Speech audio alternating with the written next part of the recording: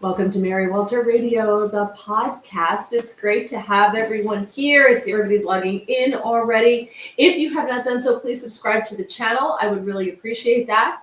And don't forget to like any of the videos that you watch here. I appreciate that as well. And the audio is available on Apple Podcasts and Spotify. If you're watching over on Getter, your comments will not automatically transfer over to YouTube, but I will be able to read them on the air. So even though you may not see them, I can still read them. So if you're over on Getter, please feel free to join us. Please feel free to leave comments and questions as we go through this, because as you know, this is a live cast and it's all about you. And sometimes we take it into different places than we meant to go, like we went last week with Christine Flowers, but we're not going to do that this week, okay? We have an incredibly interesting guest today, and I want to bring him in. His name is Michael McCormick. He's a wonderful guest. I had the honor of speaking with him on some radio stations, on some shows that I did. Super, super interesting. This guy was Joe Biden's stenographer. So we're going to get to that, and we'll have him explain that, because who knew such a thing still existed. And he is a substacker. He's an author. His Substack is Midnight in the Laptop of Good and Evil. And he has several books out. His latest one, he has Joe Biden Unauthorized, a White House memoir. And he also has 15 Years Undeplorable, a White House memoir. Joe Biden Unauthorized. And his latest one, I think I'm missing one in there, but his latest one is An Almost Insurmountable Evil, How Obama's Deep State Defiled the Catholic Church and Executed the Wuhan Plandemic. So there's so much to unpack here. But, well, first of all, welcome. Thank you so much for joining us, Mike. It's great to have you. Thanks, Mary. It's great to be on with you again. Well, don't say that till this is over, because you may not. All right. You may feel differently when we're done here. It's great to be on So with you one again. of the first things we do is we say hello to everybody. So let's see who's here. Scott says, Scott is here. Watching Your Back is here. Sal, Suze is here. Bill, Porchview Farm. Sal says hello to everybody. Now Tax USA. So let's start. One of the reasons I contacted you is you popped up on a thread that I was commenting on X. We follow each other and you popped up. So the sound is messed up. Yes, Sal, I know. So just tell everyone how you got such inside information. So we're going to talk about some of the older books, then we'll talk about the newer one. But we were talking about David Weiss, the special counsel, right? Releasing his report. It's only 27 pages. Actually, it's 100 and something, but it's mostly footnotes and big annotations in the back. But the meat of it is 27 pages on Hunter Biden, which is literally nothing. Right. But so you were a White House stenographer. So when I think stenographer, I think of a woman in like the 1940s and 1950s who comes in with her little pad and she sits there. She goes, hold on, and she does all her stenography stuff, and that's that. So is that what you did? Did you go and Joe Biden would say, come in here and take some notes, and you go in there with your pad and you would do your shorthand like they did in the 50s? Is that it? Well, that is what they used to do in the White House. They had a stenographer's pool. They were pretty important to the overall function of the White House. They had an office in the basement of the West Wing. But when we were there, we were assigned specifically to be with the press office. So, and we were electronic. So we electronically recorded any contact the president or the vice president or the press secretary had with the press. So the daily briefing in the briefing room, we would have a stenographer in there with an electric recorder, digital recorder, and they recorded, and then we had to type it into a transcript as quickly as we could. We had a team of people working on it. So if there was an interview in the Oval Office, we would record that. And I worked with President Bush, President Obama, and President Trump for a year. We did travel. We traveled on Air Force One. I traveled a lot on Air Force Two. Mostly I focused on the vice presidents, and I was Joe Biden's primary stenographer from 2011 through 2017 when he left in January, right after the inauguration. So, okay, so do they get to choose like their favorite stenographer, and why was Joe so fond of you? Well, he wasn't. I chose him within our team. He was actually really hard to work for back then. He was very loquacious, spoke all the time, never wanted all the attention. In the early days of the Obama administration, Joe Biden's goal was to be the next president. He wanted to supersede Hillary Clinton. So he was always getting himself from primary assignments. He was getting as much press as he could. But meanwhile, Obama was the superstar. So there wasn't much interest in talking to Joe Biden. So, whenever he could, he would have the press around him. And because the press was around him, he needed me there. So he did all these trips, and he'd have the press there, and I'd be there on these trips, China, Ukraine, Russia. And basically what I found out was what a goof he is. And then now we all know that not only is he a goof, but he's really a bad, bad person. Could you imagine, do you think his stenographer who was just with him in this administration just probably quit and went home and said, I can't, I don't understand a word this man is saying? Like, what happens when you can't understand a word they're saying? Well, that's what's funny, because when I worked for him, I would listen to him, and I actually could pretty much understand what he was saying. And if I couldn't quite understand it, I kind of made dashes so that it was just sort of like, well, we're not sure where the sentence began and ended. And literally sometimes his sentences would go on for 2 or 3 pages of transcript. I mean, it would be an unending sentence because he just couldn't complete a thought. But I've looked at his recent transcripts, and they put unintelligible. They put this little, they make a parenthetical expression, unintelligible or indiscernible or something like that. And because I think they got burned, basically he was so hard to understand as his faculties diminished. And, I came out in 2020 publicly and said, look, this guy is half what he used to be. And that was way ahead of what the rest of the press were saying. That was before he was even elected. And no one wanted to really go there. And especially in the White House press corps, they wouldn't allow that to be reported, but it was true. And now we see it, we've seen it over the last several months. It's just several years really, but the decline has been precipitous with his ability to communicate. So the stenographers, whatever they were doing, they had it easy because he didn't do much. He didn't speak probably 1/10 of what he spoke as a president. I did 10 times the amount of work as his stenographer when he was vice president as he did as a president. He never did press conferences. He never did interviews, very rarely. In 2021, so he had just come into the White House. He did the big interview of the year, which is the Super Bowl interview with CBS. And, he did it for 12 minutes that year. 12 minutes. It was supposed to be 20. He only did 12. They were covering for him back then. That was CBS News covering for him back then. So, I'm so glad you're on because I just have so many questions. And if anybody wants to ask questions, feel free. Sal says, I don't understand. Mike did not write squiggly notes. He typed what he heard from a tape recorder the way a medical transcriptionist does. Yeah, exactly. It was basically, we were court reporting. I was a contractor from 2002 to 2014. So we worked for a contracting company. And so digital recorders, and we plugged digital audio into a laptop with a special typing system so we could start and stop it. We had a foot pedal so you could basically type nonstop while you push the audio forward with your foot.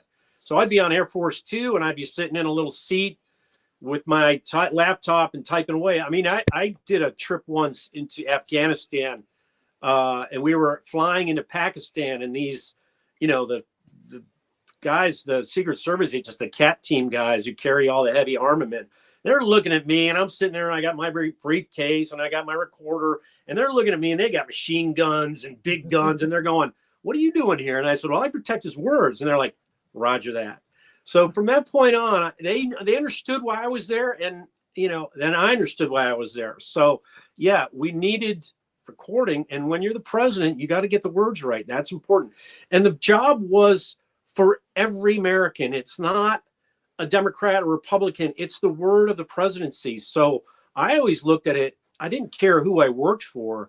I was working for the presidency. And that's Didn't matter if it was a Barack Obama or Joe Biden or Donald Trump. I'm a very big fan of Donald Trump. I voted for him, but that's definitely why it was, for working for everybody.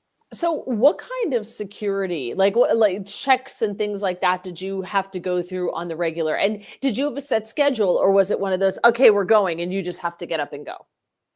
Well, it was a 9-to-5 job in the White House. We followed the press schedule. So there's a press pool call time. So usually they called for the press to show up there around 9:30. So we'd show up around 9:30. In the Bush years, it was earlier. In the Obama years, it was 9:30.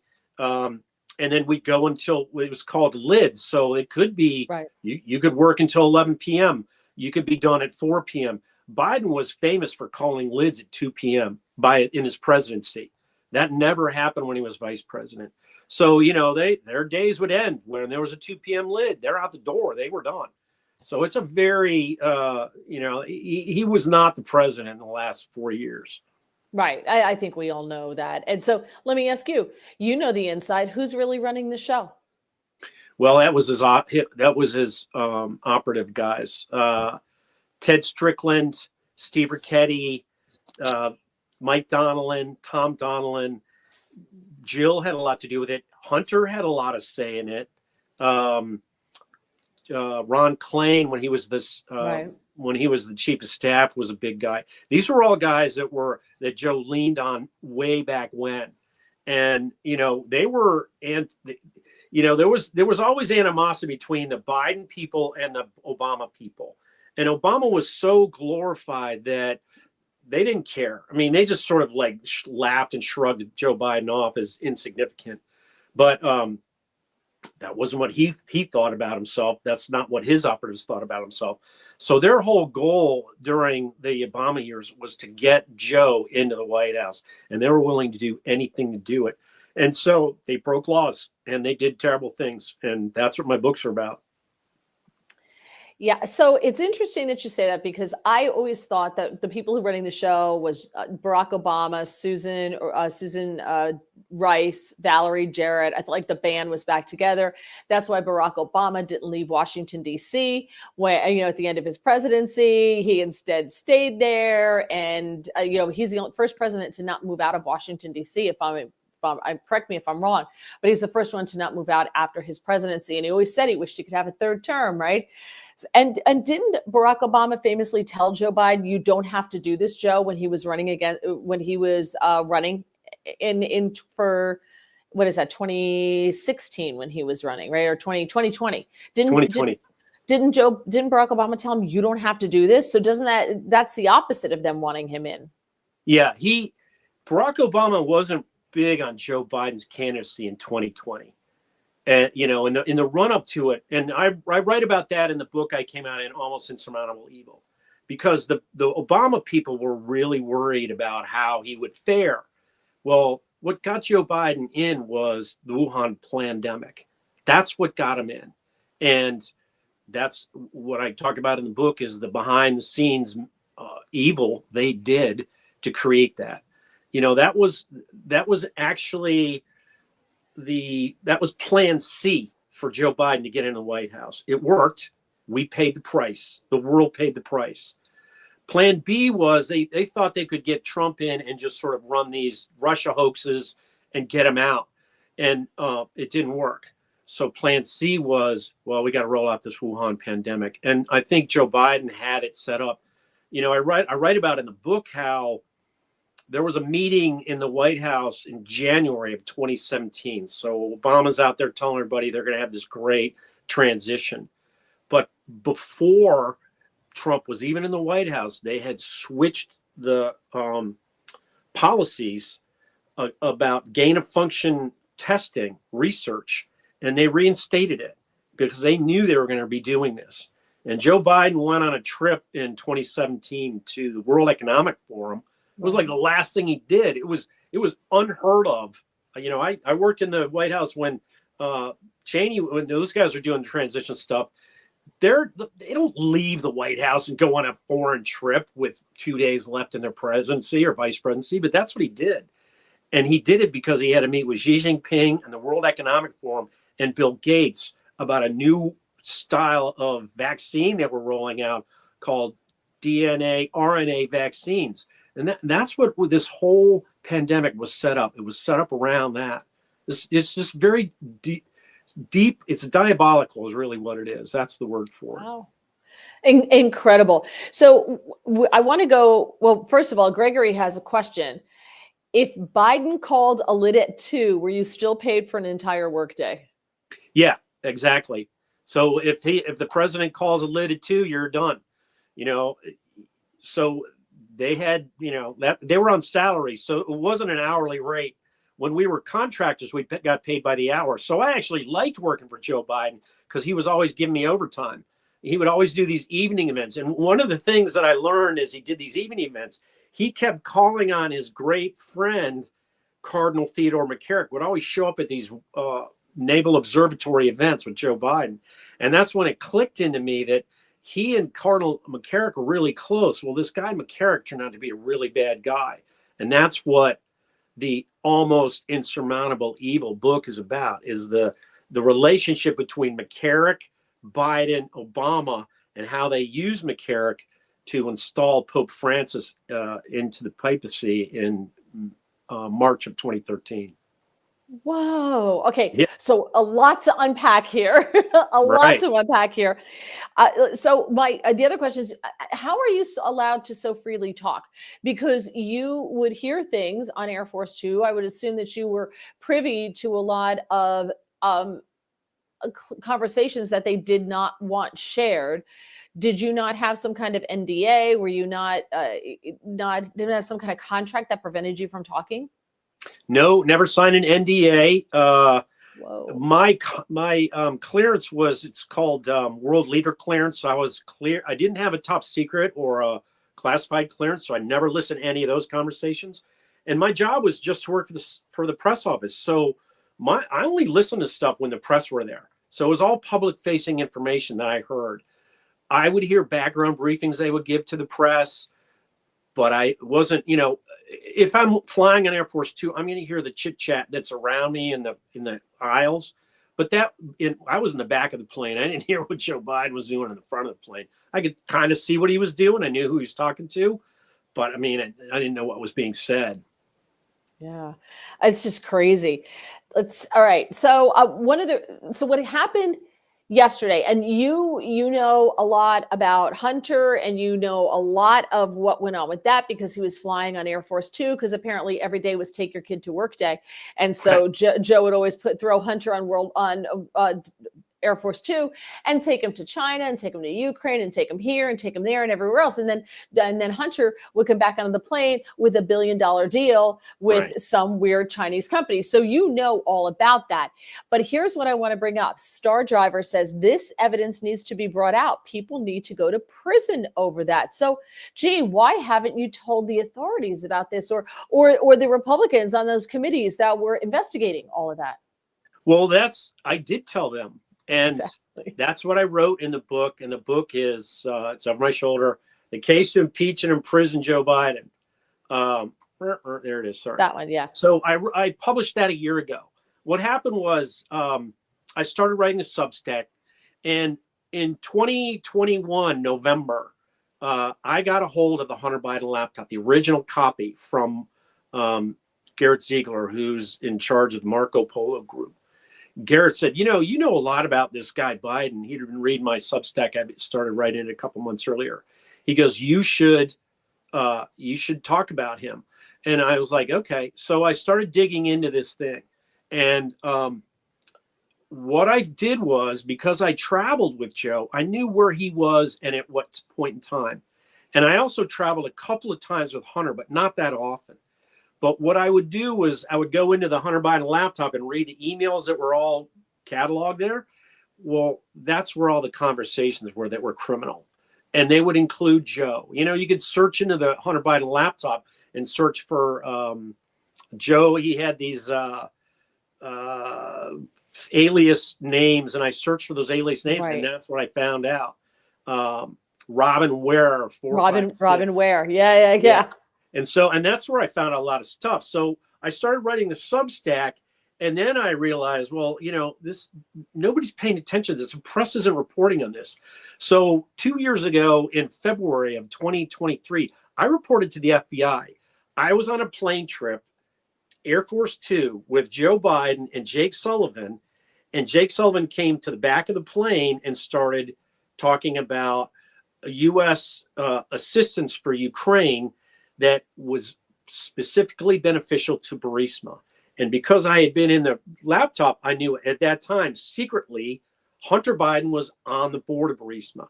So this, to me, was evidence. Joe Biden was in the front of the plane talking to Jake Sullivan. Jake Sullivan came to the back of the plane. It's a conspiracy. This is malfeasance. I tipped it to the FBI. They did nothing with it. I got to Fox News, and Fox News made a report on it. It kind of went viral for a little while. And then I went down and talked to the House Government Affairs Committee, Chairman Comer's committee. And they didn't do anything. Oversight. Yes. House Oversight. Thank you. And they, I did a 2-hour interview with them and realized they weren't really going to do much with this information. They put me in touch with the Senate Homeland Security Governmental Affairs investigators, and that was Senator Johnson and Senator Grassley. They didn't do much with it. And that's why I wrote the book, The Case to Impeach in Prison, because I knew there was nothing that was going to happen with this. And so then the book comes out. There are people reading it. I got some, that's what you and I talked to. You and I talked whatever media I could get people to read this book. But the mainstream Washington press was covering for Joe. And I went to Hunter's trial in Delaware last June. And I saw some of the people I used to work with in the White House, Washington Post reporters, NBC reporters. And they said, yeah, we heard about your book. They didn't want to talk about it. And I was like, we were there. This guy's doing bad. So, no. At that point in time, they still thought Joe Biden was running for president. They thought he was going to be beating Donald Trump. And then, a month later, he had that meltdown during the debate. And that was it, right? I mean, everything changed. Well, tell me your thoughts on this, because I purposely believe that debate was set up so early on the calendar because they wanted to get rid of Joe. And they knew that he could not handle that debate.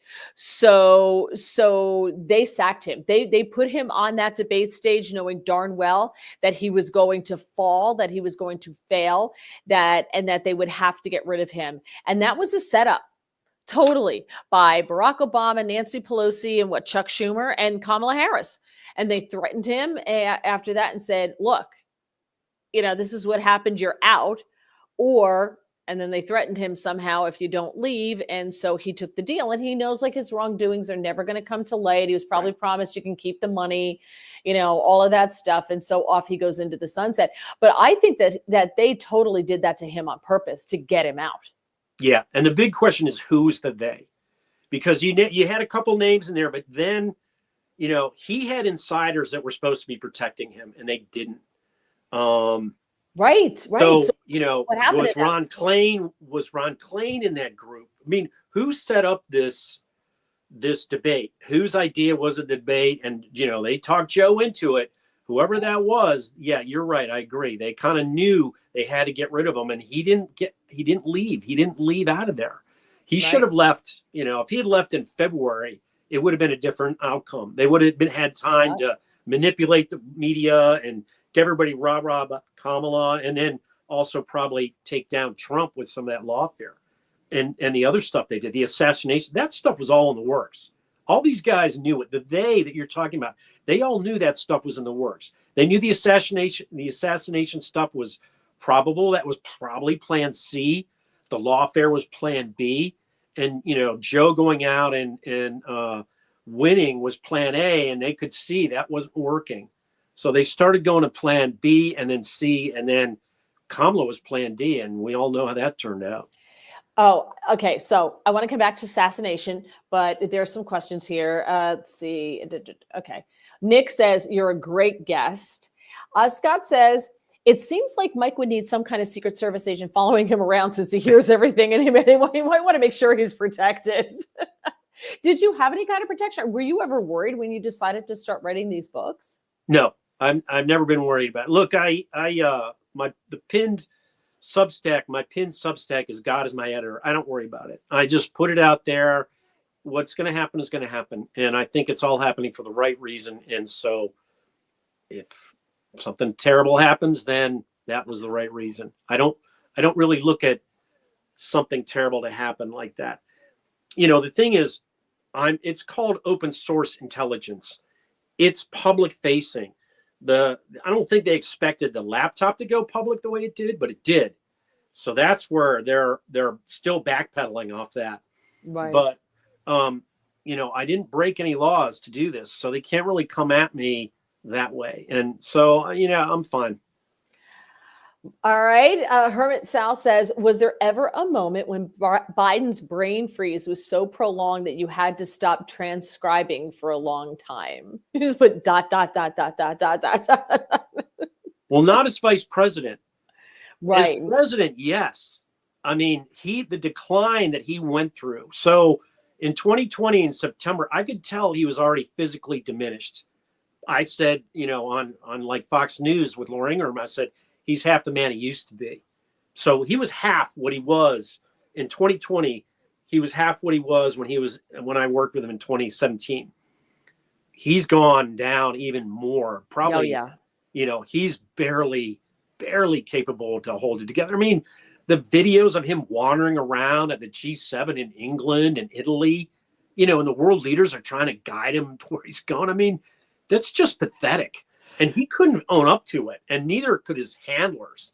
Well, know what? I don't know if he really knows if he truly has dementia. My grandfather had, I don't know if my grandfather had Alzheimer's or whatever, but he had quote unquote dementia. And I used to look at Joe Biden. I'd see that 10-mile stare with a. Yeah. And right. my grandfather would do that. I'm like, oh, he's gone. He's gone right now. He has no idea where he is right now. And then, the anger, the outbursts of anger. Right. That's another classic hallmark. The gait, the way he walks is another classic hallmark of that, or Parkinson's. It could be that as well. And you can have the dementia that goes along with Parkinson's. So I think there's a couple of things going on, but I don't think Joe knew he was as diminished as he is. Like, I don't know if he realizes it, but Dr. Jill does know, and I blame her, because what they put that man through, in my humble opinion, is elder abuse. And she comes across as so stinking power hungry. And I think a lot of the reasons they made him stay in there and do this is because of the Biden crime family and the crimes they've committed. She's gotten money, the brothers, the kids, they all have money funneling to their accounts. They're all in it up to their necks. And I think that's why she wanted him to stay to the bitter end, and that's why I think we're going to see a pardon. I keep whacking these things out of my ears. We're gonna see a pardon for his brother. For the whole Biden crime family. The last day, it's going to be one mass. Everybody with the last name Biden, except for Navy. Well, she doesn't have the last name Biden. Is all going to get a massive pardon. For now, from any crime you may have committed in the last 20 years, it's going to be one of those type deals when it happens. And like Joe Biden, so let me ask you, okay, so many questions to ask you. So when Joe Biden, if he's this diminished, and we all know he's this diminished, Robert Hur said that, he couldn't interview him because he couldn't answer the questions, and they never released the audio tape. They only released the transcription, right? So they wouldn't release the tapes for whatever reason. Can't we say that the executive orders that he signed and all this loan forgiveness, all this stuff is not even is moot, because he wasn't making the decisions that we know of. And if he wasn't of sound mind. The dude, his brain is pudding. So can't we, isn't that to call in legally everything he's done? Yeah. I mean, I hear what you're saying. I personally thought that he was going to run for president. I was really surprised that he surrendered to Kamala with the pressure that was put on him. He is at heart an egomaniac, and he is very evil. So he was behind a lot of the deep and dark planning and plotting that was going on. He was aware of it. And he, you know, even in the diminished state, he had enough faculties to, you know, for 4 hours a day, be a really dangerous leader of our country. And all of his handlers allowed that to continue. You know, it wasn't just Dr. Jill Biden. There was a doctor who I used to work with, who was a vice president's doctor, Dr. Kevin O'Connell. And he was terrible. He should have, you know, stood up and said, look, Joe's diminished. She's got to go. And he never did. So they were all sort of brought into this power trip of being there with Joe Biden and being in the White House. And he fed that, and he held it together just barely. I mean, he still walks out there and pretends like he's the greatest president there ever was. You know, he's got this self-delusion built up to a level it's shocking to everybody else in the world. But to him, that's how his life was. And everybody around him fed into it. And that's why that's who stayed around him, with these sycophants who, you know, just did terrible things. Well, we know that they're also only feeding him certain things, and that's why he thought he could beat Donald Trump, because they only fed him certain polls, etc. So a lot of that is kind of not his fault. I can't believe I'm defending this man. Nicholas says Democrats are vindictive. Seems as though they get away with everything. Maybe the Republicans will now grow a pair. I hope so. I think that the crimes that Biden committed, and you know, the thing is, the laptop came out, and with the laptop coming out, this is a stunning setback for the Democratic Party. They're still reeling from this. The laptop coming out is a big reason why Joe Biden lost. It wasn't just that Kamala Harris was ridiculous, and she was. I think she got herself in there because Joe was so compromised and Hunter was so compromised. And, you know, the laptop was such a big part of it. And the Democratic Party, they don't have an answer for it. And you know, the only evidence I need for that is they never wanted to hear what I could say. Or Marco Polo. You know, those guys, Garrett Ziegler, they put together the report on the Biden laptop. That is chapter and verse of all the crimes that Hunter committed. And there's some in there about Joe. I focus more on what Joe did because I knew what he did when I was there. We still have a chance to get these guys. And there's a big conspiracy. And so we'll see who the pardons are. But they're in trouble. These guys are in trouble. The Democratic Party is sinking fast. And I don't think the people that are in Congress today that are doing all this, showcasing their arguing skills with Pete Hegseth. Yeah.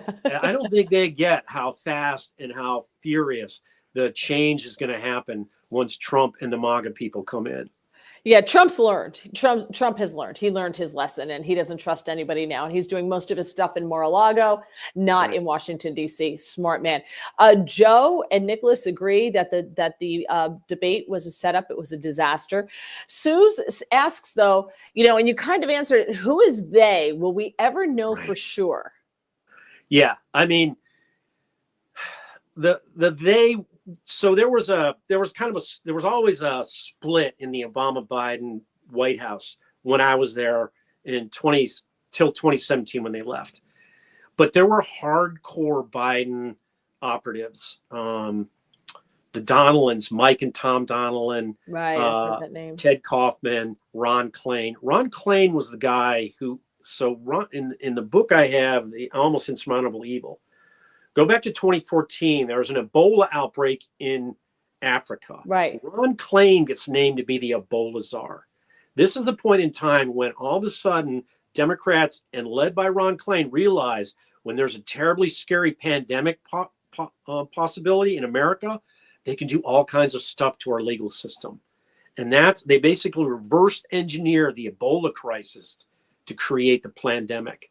And that's what they did. So Ron Klain was a big part of Joe Biden moving into the White House. He was rewarded with being the chief of staff. That was his dream job. But those are the other theys. Steve Ricchetti is a big part of the day. I think his brainchild was the southern border illegal immigration free-for-all. That was a Steve Ricchetti thing.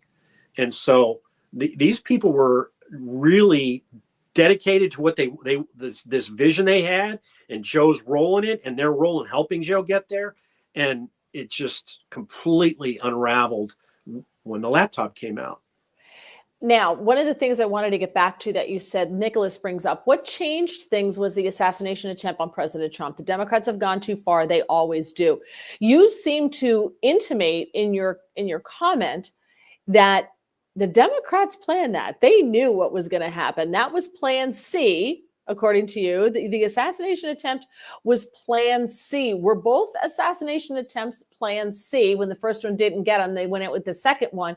And you're telling me that this was the Democrats. When I looked into the Butler assassination attempt, so what happened was Trump announced that he was going to go to Butler, Pennsylvania for this rally at, I think it was July 7th. Right, it's in July. Yeah, something. Yeah. And within, at that point in time, Jill Biden hadn't announced that she was going to Pittsburgh. So it was only a couple of days before the rally in Butler that she announced that she was going to go do this speech in Pittsburgh to the Italian Sons and Daughters of America, Italian American Sons and Daughters or something like that in Pittsburgh.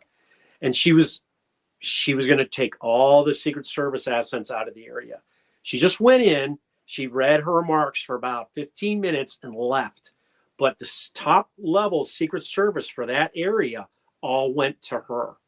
So Trump was left with the D team. I mean, it wasn't even the B team. It was the D team. Yeah. And I don't know what, we've got to go dig into the background, what happened there.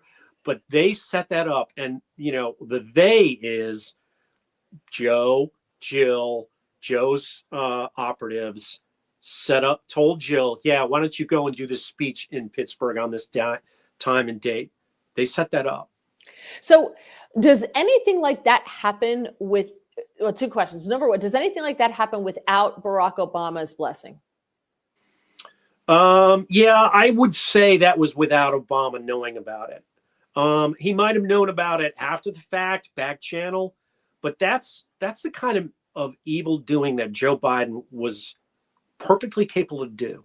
And the thing is, so what I talk about in the book and what I've talked about in other platforms, I think people always look at Obama as being the puppet master and Biden being the puppet. It's the other way around to me. Really? Yes. And the reason was, so this is really, we're going to get into some heavy stuff. In 2008, there was an allegation against, as he was running, both these guys are running for president. There was an allegation by a guy from Chicago, I don't remember his name, that he had homosexual relations with Barack Obama. I remember that. He came to Washington and he did a press conference. Yep. And guess what happened to him? He died? No, he was arrested by Beau Biden. He was arrested and taken to Delaware, and there was a grand jury investigation by Beau Biden. And 2 months later, Joe Biden was named vice president. Joe Biden knew what Barack Obama was doing in his private life, and he used it as leverage during the presidency of Barack Obama. So Joe Biden got a lot of prime responsibilities. He did the Recovery Act. He went to Ukraine. He did the Russian reset. He was the pivot to China. And that's because he wanted to be the president. So his goal, as he came in as vice president, was to be the guy who got ahead of Hillary. And he didn't pull it off in 2016, and neither did Hillary. Trump did. So then what did he do? He put together this pandemic with Ron Klain, and that's what got the whole world shut down. Mind blown. Wow. Because you just don't think of Joe Biden as being capable of doing any of that. But I can tell you, you can see it especially when Angry Joe comes out, when they don't give him enough Joe juice or whatever drugs they got him on. To me, that's the true Joe Biden. When Angry Joe comes out, and when he calls Americans trash and all that, that's the real Joe coming through. And I think the older he gets and the less of a filter he has, and as the dementia progresses, you're starting to see the core, I think, of Joe Biden. And that's why they've taken him off the stage. That's why he's nowhere to be found. I mean, people are acting like Donald Trump's president. They're blaming him for the wildfires. And people are like, do you know Joe Biden's still president? Right. And can I ask, why are we paying him? He hasn't done anything since he announced that he was leaving, except sign executive orders that somebody else wants him to sign. So I don't quite know why we're still paying him. The other question I had about the assassination attempt in Butler, especially, was why is the Secret Service allowing themselves to be made patsies here? Well, so, Joe's,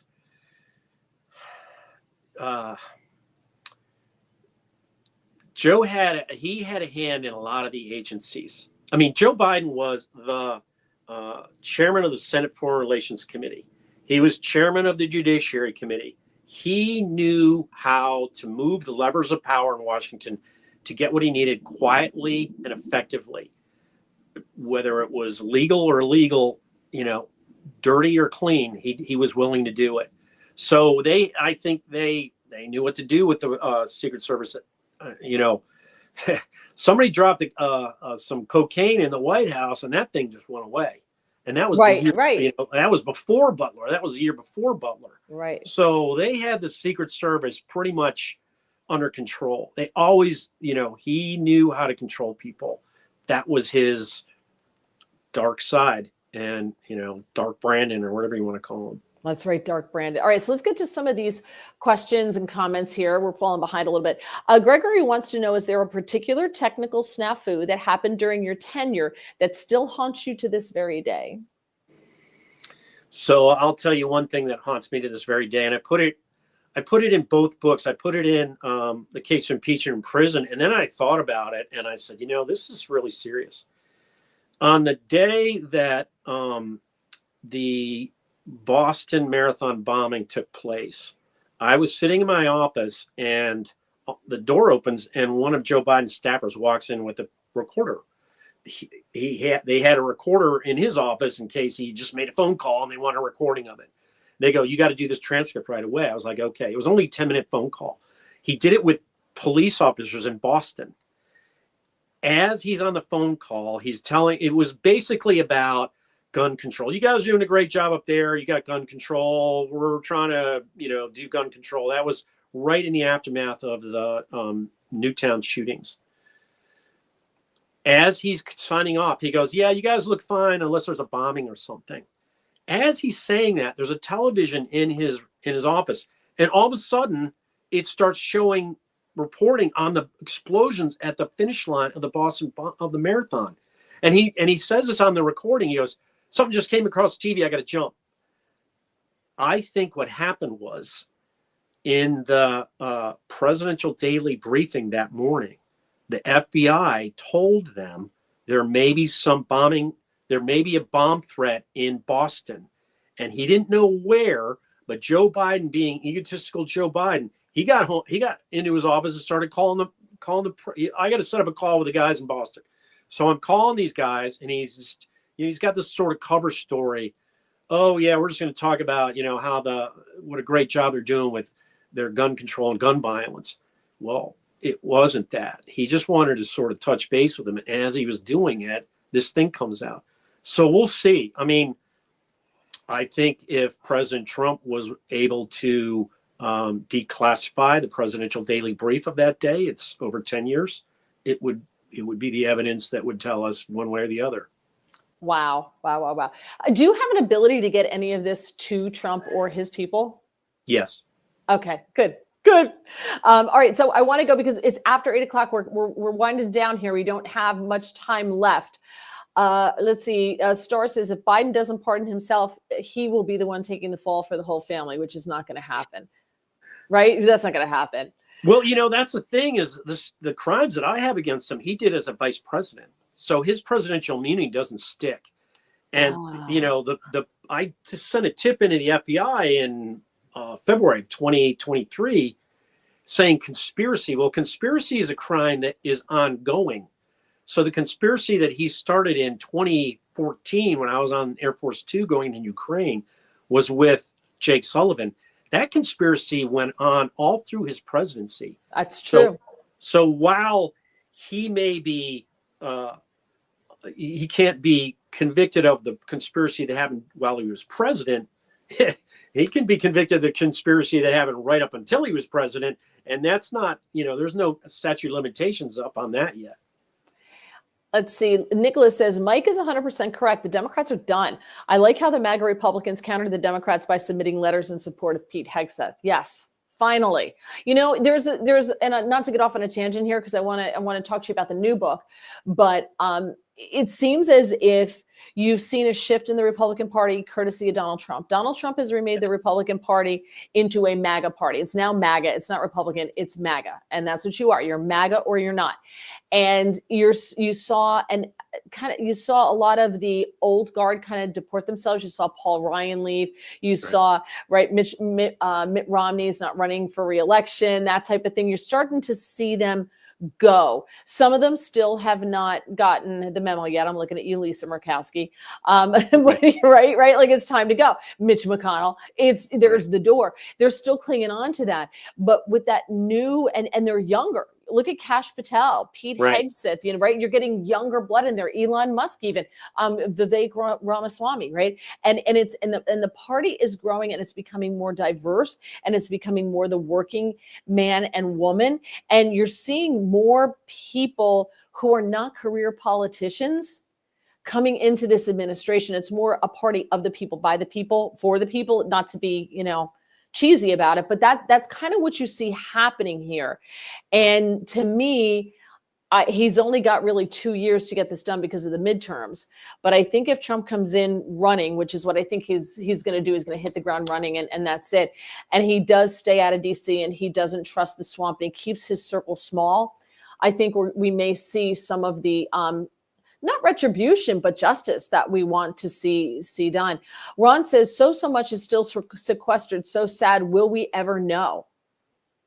That's what I hope. I think, you're talking about the midterms. So there's an amazing amount of investigations that can be done. There's at least 3 or 4 out of the books I've written.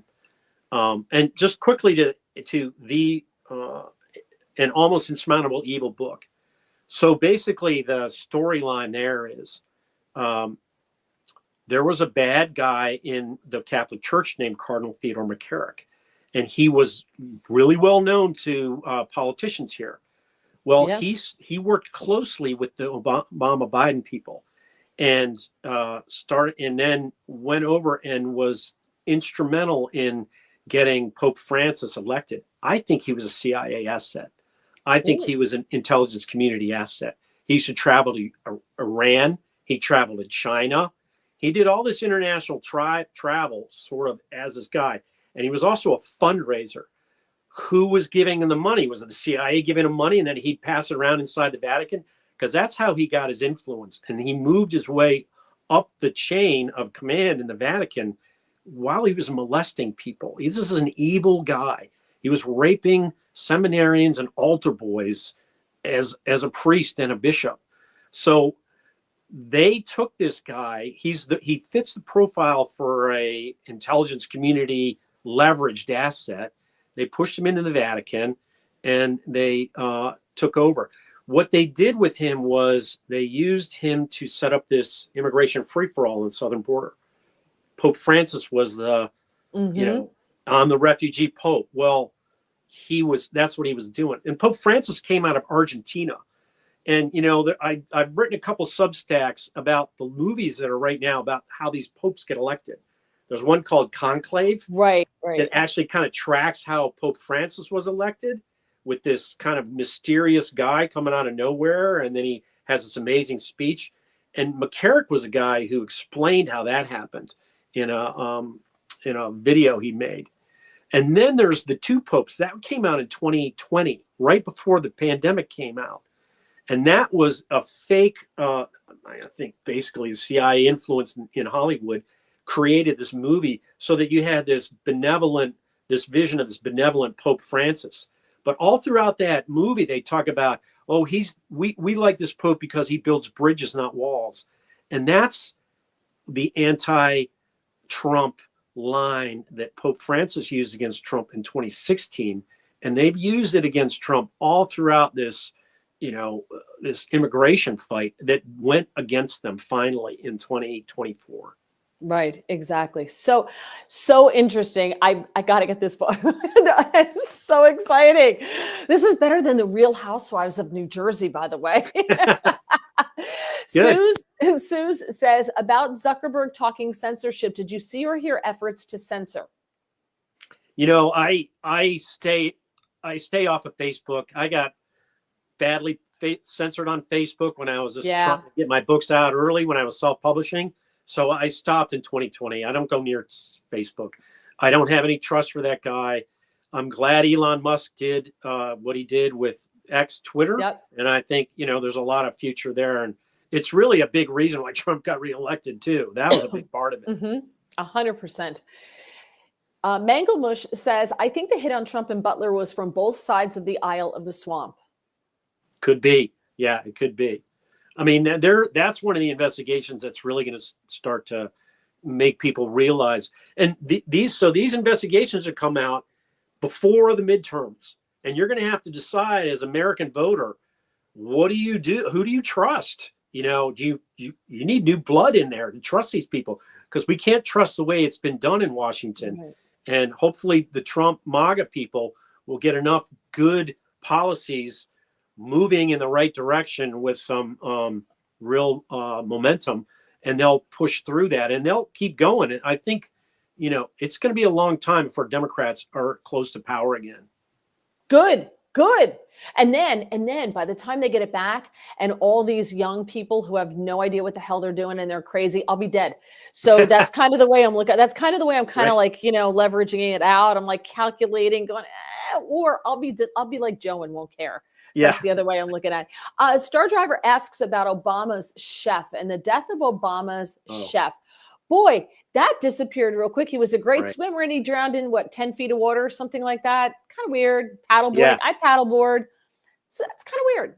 Yeah, that was a weird one. I don't know anything about that. That's the local, that's right across the river from where Ted Kennedy drowned that young lady in Chappaquiddick. Chappaquiddick, yeah. Was Hillary doesn't swim, does she? Was she anywhere near him? I don't know. I don't say poor Hillary Clinton, but she's got to know that everybody jokes around about her killing people, right? Yeah. And it's a joke, but there's like a little bit of seriousness in it. Like we're all like wink, wink, nod, nod. Yeah, we're joking. Ha ha. And we're not joking. And if I were her, I would be like, why do people think this about me? Or, oh, it's either that or it's like, oh crap, they're onto me. It's one or the other. Yeah, I don't know who moves up the ranks in the Democratic Party to replace the Clintons, but they need to be replaced. All the Democratic hierarchy needs to be replaced, and until they are, that party is just floundering. Yeah. Squeaky says, I'm feeling this podcast interview needs to go viral. How can we do that? You can do it by just send out the link, put it on Twitter, put it on your socials, put the link out for YouTube, for Apple Podcasts and Spotify. I'm going to try to get this. I can't edit it on YouTube until it's been ready for 24 hours. It's got to, marinate or something. I don't know why. But I will get it up. I will put it out there when it's ready to go and just retweet it and put it out. You've got the link. You guys know where to find it because you're watching it right now. Another guy, Sal, hopes you got some kind of protection, but you said no, and you said you're okay with it. Hermit, I have to get some of Mike's books. I hope Barnes & Noble sells them. So, yeah, you can get them there, right? Barnes & Noble sells them. The Case to Impeach and Imprison Joe Biden is the one I'd recommend off Barnes & Noble. Okay. The other one, Joe Biden unauthorized and the 2020 crack up. And then the newest one, I'm talking about the latest books, the newest one coming out February 5th. It will be available February 5th. And Almost Insurmountable Evil, How Obama's Deep State Defiled the Catholic Church and Executed the Wuhan Plandemic. And you know what? This explains, Joe Biden's such a good Catholic, right? But Pope Francis, exactly what you're talking about. Pope Francis just appointed an insanely liberal bishop to Washington, D.C. Did you see that? Yes. And that was done on purpose. Yes. And he's a protege of McCormick. And I think they're trying to pull a McCormick, the previous Pope Archbishop was a guy named Worrell. So McCormick was replaced by a guy named Worrell. He was a bad guy. And then they had this Bishop Wilton, not great, just sort of out there. And then they got this new guy, McElroy, and he is we'll see what happens with him. I plan to try to go to one of his, if he does a press conference and he has open press conference, I'm going to go and ask him some questions about Theodore McCormick. There's a lot that he knows about McCormick, and he should be able, he would tell us, is Theodore McCormick a deep state asset? Was he an intelligence community asset? What do you say? Scott says he heard that President Biden gave the current Pope the Presidential Medal of Freedom. I heard that as well. 2 days ago, right? Yeah. That's a cover story. Yeah. They're trying to cover for story. Pope Francis. They are covering. They got this movie out, Conclave.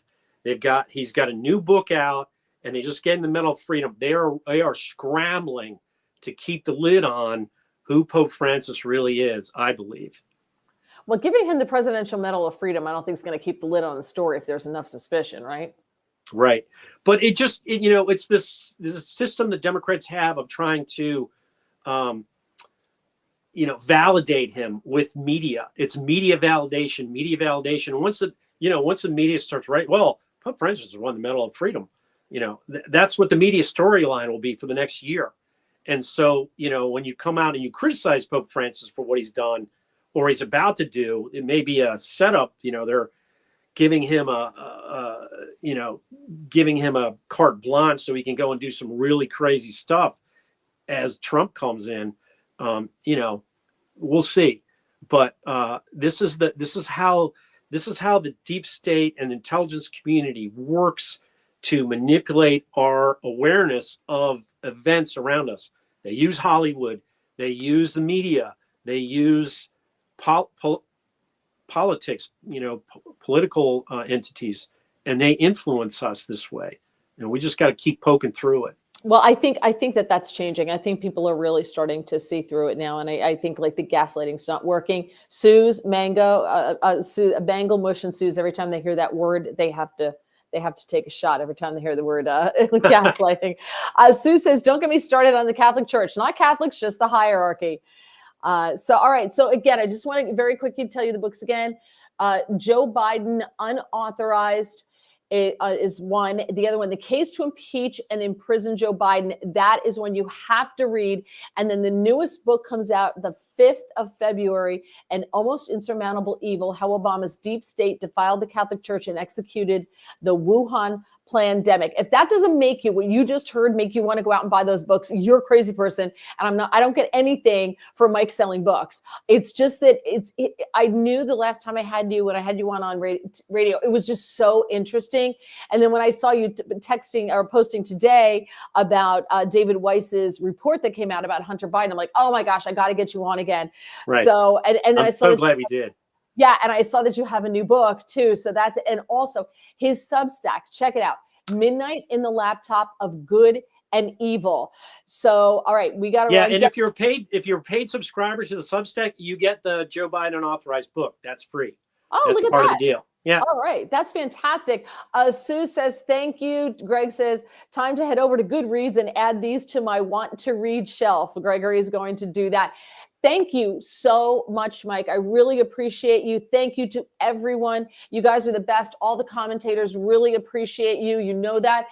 Please retweet this, send it out, put this out on your social media. I really, really, really want Trump to see all this stuff. And I really want Kash Patel or Pam Bondi, somebody to dig into this stuff. It's such low hanging fruit, and it's all there. All the evidence is there. It doesn't seem like it's that tough of a thing to do, but that's easy for me to say. So Mike McCormick, thank you so much for joining me. You can find him, by the way, on X at, it's Joe Unauthorized. At Joe Unauthorized, that's right. Right, at Joe Unauthorized. Don't look, Mike McCormick, you can look for it, but it's at Joe Unauthorized. If you want to follow him on X, there's lots of good stuff on there as well. Thank you so much. I really appreciate you. Take care. Thanks, Barry. Have a great one. Thank you. Thanks for joining me. All right, so just a little programming note. I will not be on the Chris Salcedo show on Monday because I'm heading down to the inauguration. So I'm actually not going to the inauguration on Monday. I am going to a gala on Sunday. Oh, I'm taking Rhoda out. My Rhoda, if you followed me on Facebook, I posted all the stories about Rhoda. We're going down. We're taking Rhoda out for dinner Saturday night. Sunday, we are heading into the district to go to a gala. And then Monday morning, we're getting up, beating feet, and getting home because I don't want to be anywhere near Washington, D.C. during that mess. So we're heading out. So I will not be on the Chris Salcedo show on Monday. And honestly, I don't even know if they're going to do this, what they're going to do because of the inauguration, etc. So everyone, have a great week. Thank you so much for joining me. I'm so glad you liked this podcast. Don't forget to like the podcast. Please subscribe if you have not done so. I know we had some subscribers, some new ones who came in. Stephen, Michael, Goalie by Al. Yes, Goalie. And then someone hit me up today. Arm with Harmony. Dawn. Mark, Ed. So if I've left anybody out, I apologize for leaving you out. I didn't mean to do that.